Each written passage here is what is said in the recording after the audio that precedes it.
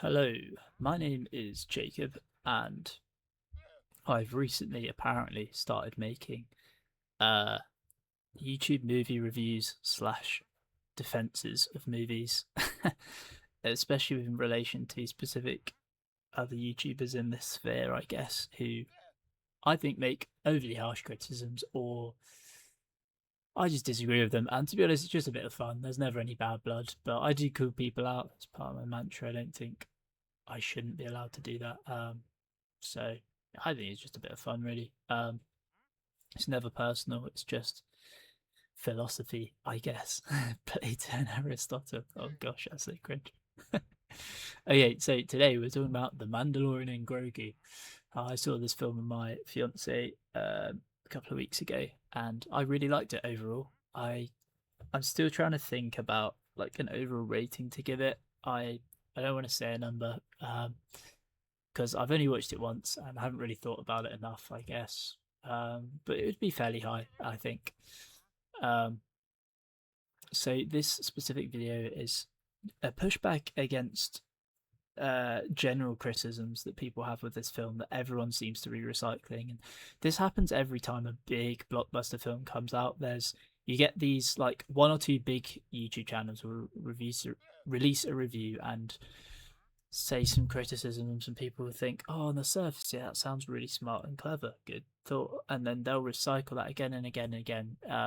These smaller channels like me, I guess, who are like smaller film review or film critique channels, and one of those today, which I've been a bit of a go at, is a channel called, oh gosh, I'm gonna have to check this. Bear with me. I don't even know the name. House of Cinema. There you go. They're called House of Cinema. I do know their names, so it's quite a small channel. You probably haven't heard of them, but go check out their videos. They all seem nice and interesting, and they do raise some good points. But it consists of someone called Joe, someone called Claire, and someone called Sydney, I believe. Yes. So, without further ado, let's get straight into it. This will be part one because I've only got like 20 minutes into their 1 hour 30 video, and I've already got enough for one video to criticize. So let's get into it. So, um, this is firstly, this is a general criticism people have with a lot of movies.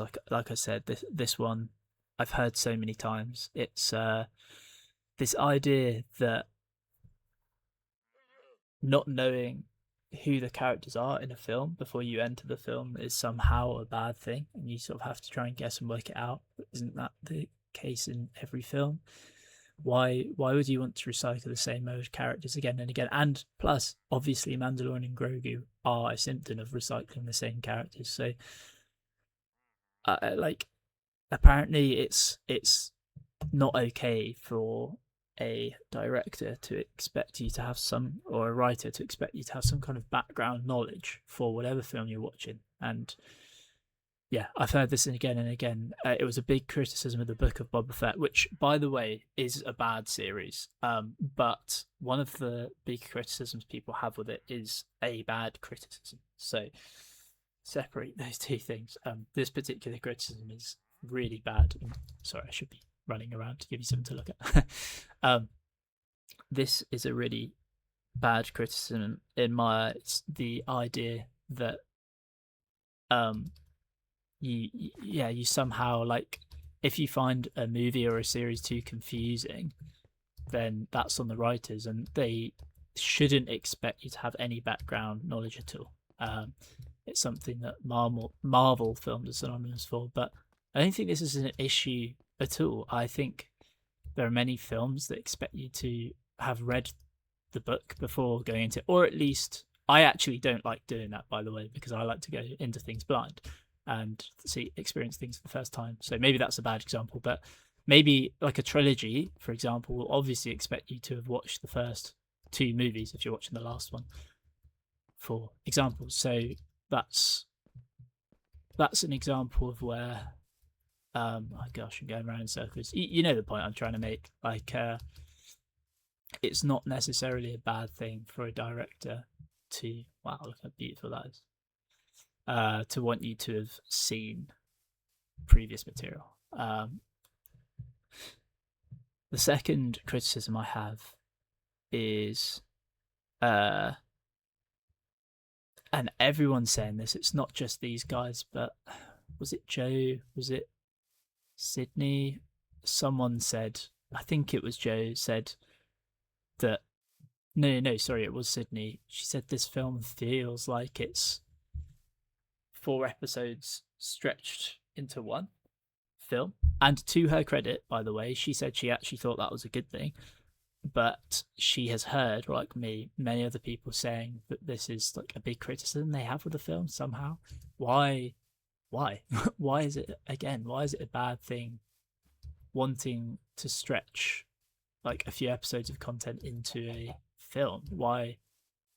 Like, that's happened so many times. I don't get how that could possibly be a bad thing if the writing's good and the story's good. And Mandalorian, or The Mandalorian, should I say, is essentially an adventure series. That's what it always has been. That's what it became known for.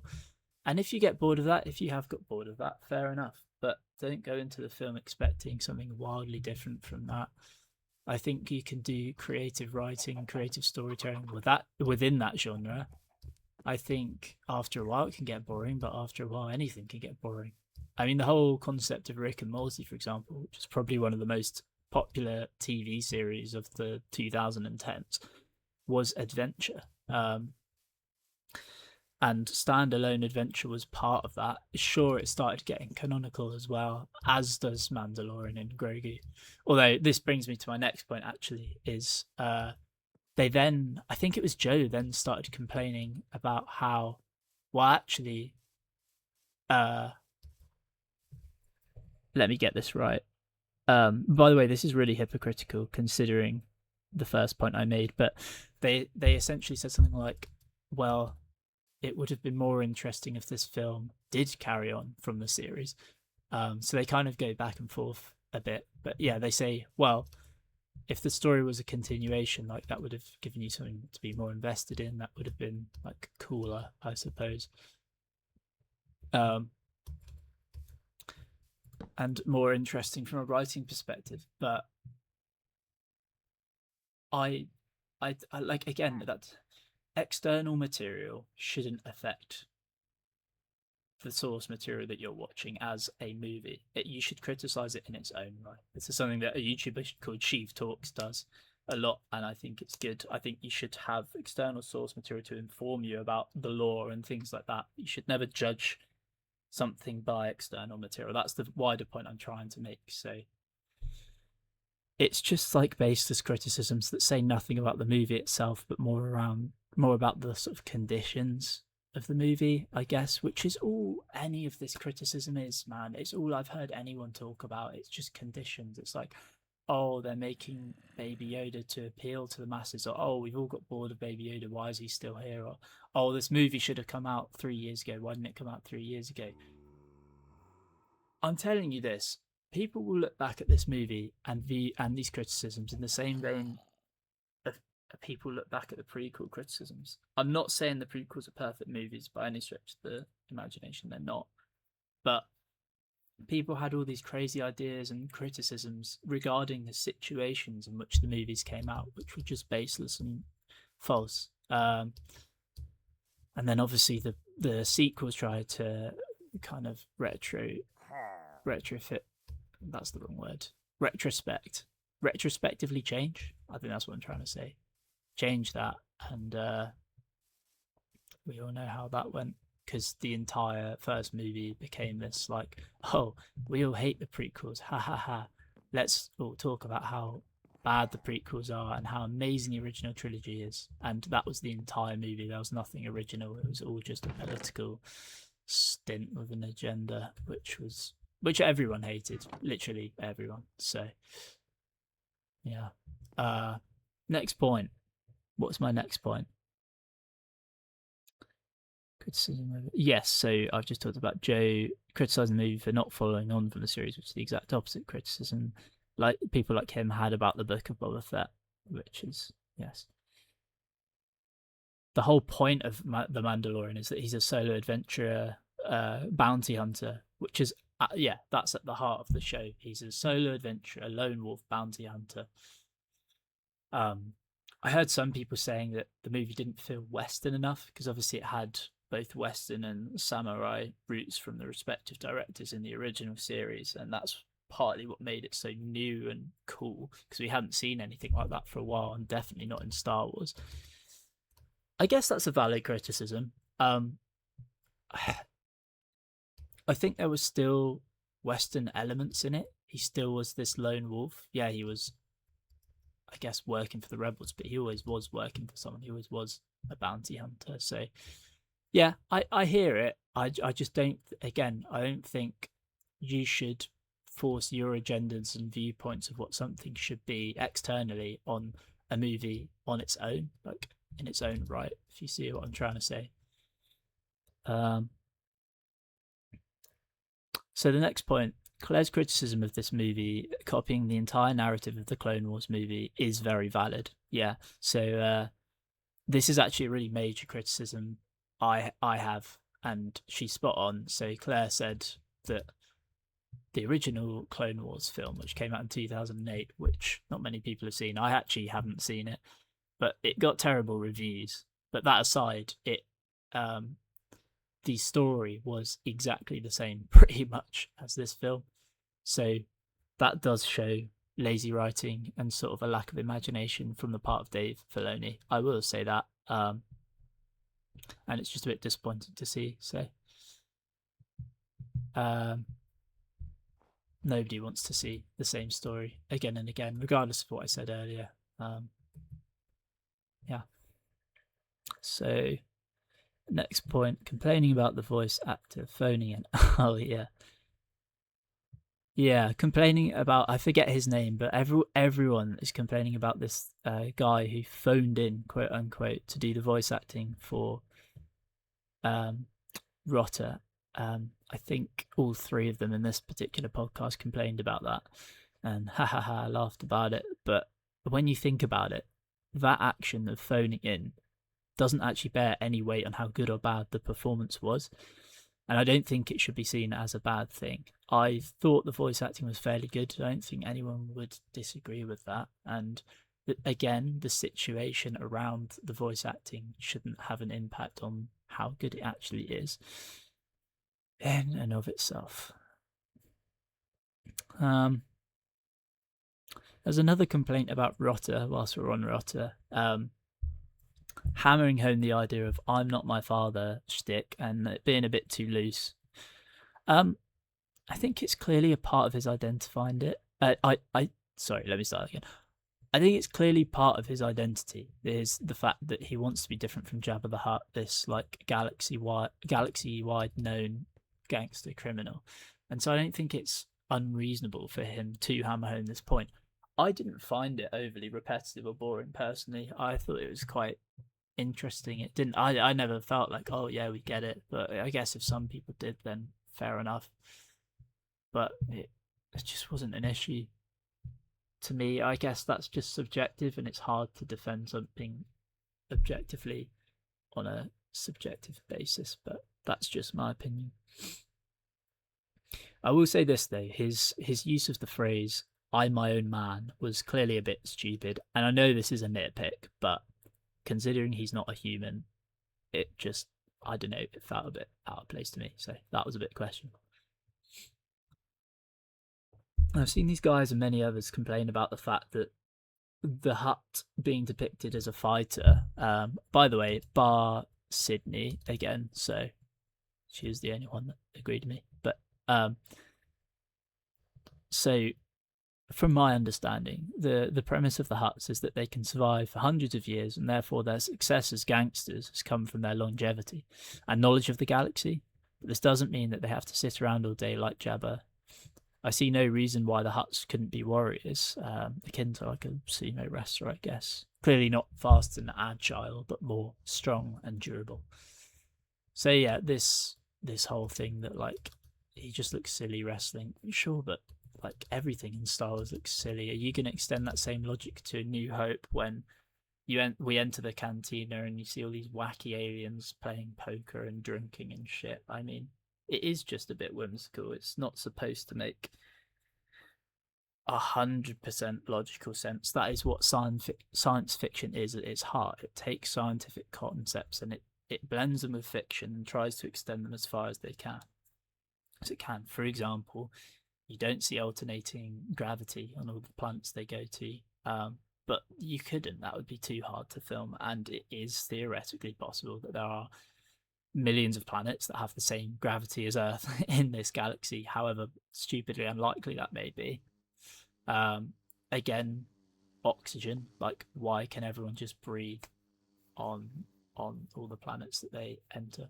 Fun fact though, the bit of Star Wars lore for you, if you didn't know, there's a bounty hunter called Zuckuss, who was one of the original 5 or 6 bounty hunters that Darth Vader calls to hunt down Han Solo and the Millennium Falcon in Episode 5, Empire Strikes Back. He worked closely with Forlom, who was also in those 5 or 6 original bounty hunters. He breathes ammonia, I think, on his home planet, and so any oxygen-rich environments are very toxic to him. So that's why he wears his breathing apparatus all the time. And that, I think, is an example where Star Wars has thought about that one concept. So I guess the majority of creatures in the universe do breathe oxygen. And again, it's a stretch, but not too much of a stretch, akin to Rotter the Hutt fighting like a sumo wrestler. You know, I don't think it's too much of a stretch that an alien like that could do that. And just because it's not what you're used to from Jabba the Hutt doesn't mean that it can't happen. Akin to him speaking English as well, which is another criticism I've heard, not from this podcast, but from others.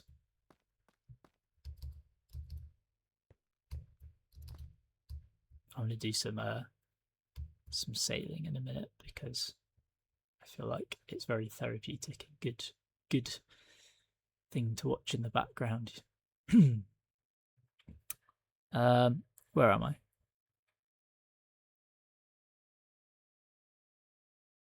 So Joe then complains about, oh, look at this mist. This is well cool. And we got some music finally. Yay. Oh, this is perfect. Look at this. This is so atmospheric. Oh. Lovely.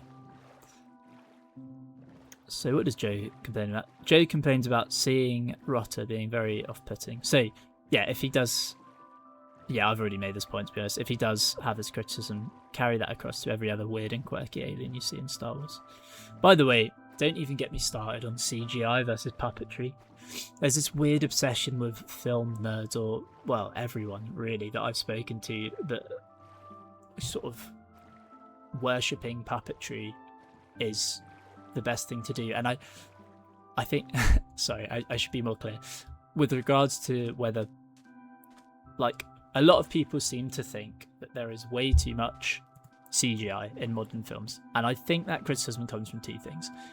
It comes from the fact that CGI isn't done to as good as it can be. And I know this because films like Pirates of the Caribbean show an elite level of CGI from Davy Jones, which just couldn't be achieved with puppetry.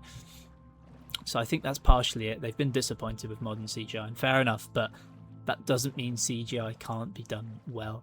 I think it was done perfectly okay with Rotter the Hutt, and I don't think it could have been done anywhere nearly as good with puppetry. Also, by the way, puppetry is always sort of supplemented with CGI in modern films anyway. And the second reason for this is I think people are a bit blinded by nostalgia. Nostalgia's a powerful drug, man. It's a powerful drug. I think people remember the old films, especially millennials and boomers remember the old films and think, wow, like, puppetry was so much better. Like, I guess they would say it involved, like, skill more in the production of a movie. I think there's equally as much skill in creating good CGI design as puppetry. Just because you don't get to see a cool, like, skit of them behind the scenes dancing around with a puppet doesn't mean it's bad. And by the way, I'm not hating on puppetry. I think puppetry has its place and it's good, but CGI is also good and has its place in different scenarios and different situations. So it was a big criticism of Yoda, by the way, when he first came out in the prequels. People were like, damn, this looks so crap compared to the old puppet. And we look back at those movies and it's just not true. They tried a puppet in the first movie and he looks like a bloody demon. They retrofitted him into a CGI model in the next two movies, and I think that works incredibly well. I have no complaints to that at all, even though many people do for some reason. I'd love to know why. I think I know the reasons why, and I think I've explained them. So this next point is a point that everyone seemed to have. Everyone, actually, apart from Claire, so fair play to Claire, the other two seemed to absolutely hate the poison scene. They thought it was too drawn out and too boring. I just strongly disagree. I think it's a fantastic conclusion to the relationship between the Mandalorian and Grogu. And frankly, I don't really have anything else to say. I just didn't find it boring. And I guess this is another subjective opinion that can't be proved objectively, but it's a reason why I disagree with this rhetoric, I guess. I thought there was a chance that the Mandalorian would actually die and would have this really emotional farewell. Perhaps that's me being gullible, but I thought there was a chance there. I thought it made it tense and emotional, and it didn't feel forced, and it didn't feel dragged out, in my opinion.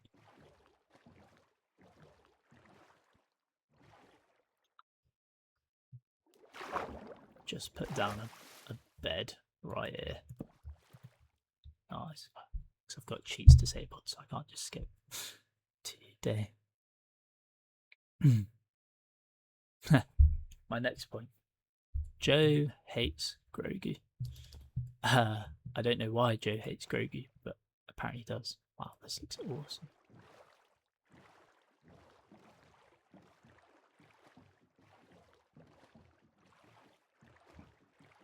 Try and somewhere else.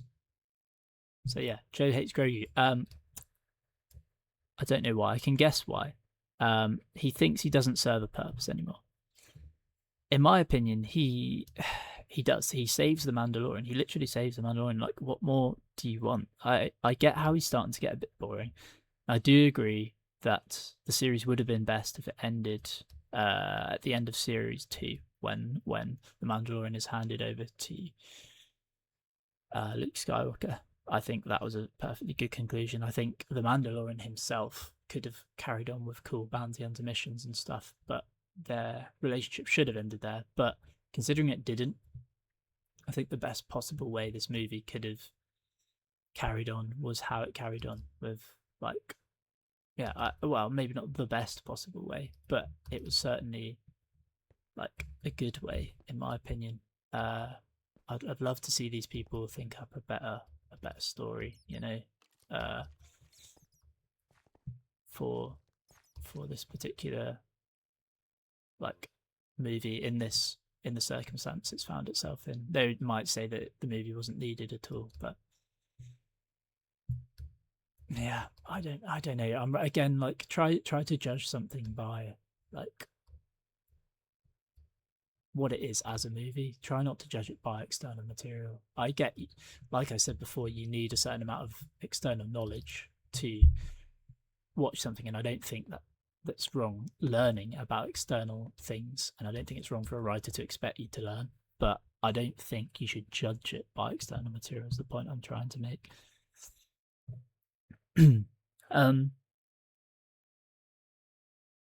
What else was I going to say about that? Yeah, this part of the criticism of the Mandalorian and Grogu's relationship ending is valid, but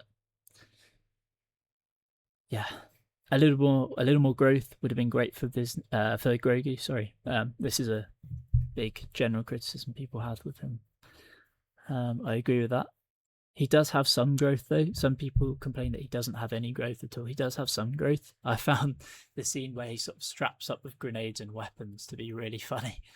Um, Again, maybe that's just my sense of humour, but I genuinely laughed out loud in the cinema. I thought it was really funny and cool, and that's something that never would have happened in previous seasons of The Mandalorian. He's, I guess, growing from a toddler to an adolescent. He's sort of a teenager in ways. It's kind of weird how he can't speak, I will say that, but his actions are indicative of growth.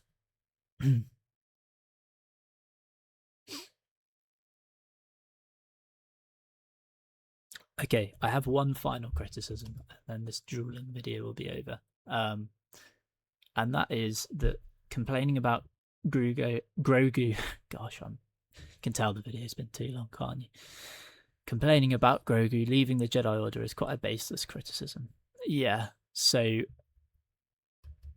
I do agree that the Mandalorian and Grogu's relationship should have ended at Series 2. I agree with that. However, criticism that Joe has, I think, in particular, is the fact that actually, I think it's all three of them from memory. They say that, you know, it was his time to grow and train as a Jedi because that's what we all wanted. And then I think Claire was saying, oh, then there could have been this tension of like, will he turn to the dark side, will he not? We've seen that a million times, man. I'm not gonna lie. Like, we've seen it a million times. Do we really need more of that? I don't think there's anything wrong with Grogu sort of turning grey, I guess. We have seen that in Star Wars films before, I guess. Thingamajig from Rogue One, that Asian dude who's like, I'm one with the Force is with me. He's probably an example of that, someone who can wield the Force, possibly even both sides of the Force in a grey manner, without going to one side or the other. The grey Jedis, by the way, were an actual thing. I'm not just saying that term metaphorically. I think canonically, they created their own order. It begins with W. I forget what it's called. It's like the Whims or something like that. Of people who didn't agree with the Jedi or the Sith and created their own band. Could Yoda or Baby Yoda be something like that? Maybe. Maybe not. This part needs to render. Go this way. Or could there be something else? Could he try to detach himself from the Force completely? That would be really interesting. I think about that. We've never seen that in Star Wars before. It's a bit like Spider-Man 2, the original Tobey Maguire Spider-Man 2, where he sort of abandons the suit and tries to live free of this responsibility.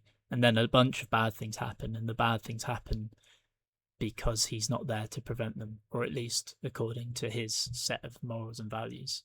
You know, with great power comes great responsibility, and I think that's a very cool concept to explore. It's something that I agree with. It's something that I think most people would agree with. So could we see the story where in the future, you know, the Mandalorian and Grogu's part ways for whatever reason, and Grogu, he sees what has happened with Luke's fallen order. He wants nothing to do with the Jedi, but then he sees the galaxy turn into darkness and corruption and realizes that the only way to prevent it is to not necessarily become a Jedi, but at least to channel the light side of the Force and to forward prosperity and peace to the galaxy once again. So that's the whole thing. I could write a really cool movie about that, I reckon. Anyone could. Even Dave Filoni could. And like I say, don't get me wrong, this movie isn't free from criticism, but I don't think it's as bad as people make it out to be at all. And I think, as I've said, a lot of the criticisms people have with it are pretty baseless and kind of just complaining for the sake of complaining. People just love to hate things as soon as they come out, and sometimes in 10, 20 years retrospectively change their mind. But hey, that's the world we live in. Thanks for watching. Like I say, I might make a part 2 if this gets enough views, maybe, which it definitely won't, but that's all I've got for now. I'm looking at 30 minutes unedited, but I doubt I'm going to do much editing because I quite like this off the cuff style of YouTube video. You know, if you agree or if you'd like it to be a bit smoother and edited. But without further ado, thanks for watching and goodbye.